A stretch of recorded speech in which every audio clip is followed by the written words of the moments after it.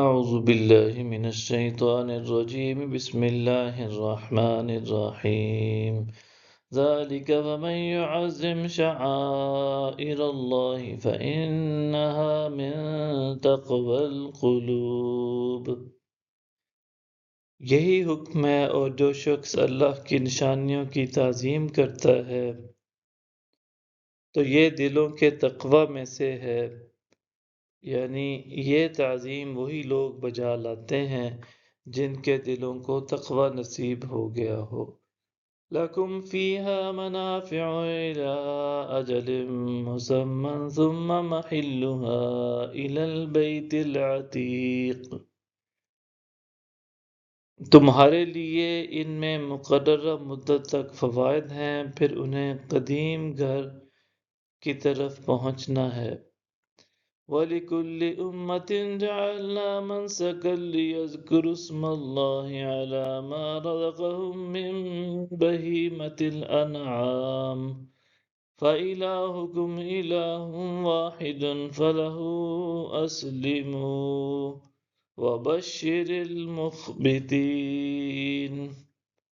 اور ہم نے ہر امت کے لیے ایک قربانی مقرر کر دی ہے تاکہ وہ ان مویشی چوپایوں پر جو اللہ نے انہیں عنایت فرمائے ہیں ذبح کرتے وقت اللہ کا نام لیں۔ سو تمہارا معبود ایک ہی معبود ہے، پس تم اسی کے فرما بردار بن جاؤ اور عاجزی کرنے والوں کو خوشخبری سنا دیں۔ الذين إذا ذكر الله وجلت قلوبهم والصابرين على ما أصابهم والمقيم الصلاة ومما رزقناهم ينفقون۔ یہ وہ لوگ ہیں کہ جب اللہ کا ذکر کیا جاتا ہے تو ان کے دل ڈرنے لگتے ہیں، اور جو مصیبتیں انہیں پہنچتی ہیں ان پر صبر کرتے ہیں، اور نماز قائم رکھنے والے ہیں، اور جو کچھ ہم نے انہیں عطا فرمایا ہے اس میں سے خرچ کرتے ہیں۔ وَالْبُدْنَ جَعَلْنَاهَا لَكُم مِّن شَعَائِرِ اللَّهِ لَكُمْ فِيهَا خَيْرٌ فَاذْكُرُوا اسْمَ اللَّهِ عَلَيْهَا صَوَافَّ فَإِذَا وَجَبَتْ جُنُوبُهَا فَكُلُوا مِنْهَا وَأَطْعِمُوا الْقَانِعَ وَالْمُعْتَرَّ كَذَلِكَ سَخَّرْنَاهَا لَكُمْ لَعَلَّكُمْ تَشْكُرُونَ۔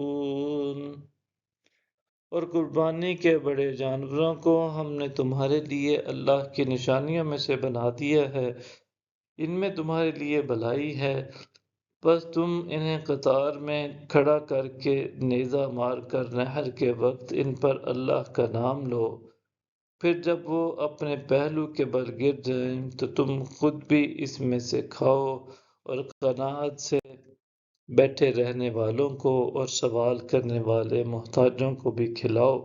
اسی طرح ہم نے انہیں تمہارے تابع کر دیا ہے تاکہ تم شکر بجا لاؤ۔ صدق اللہ العظیم۔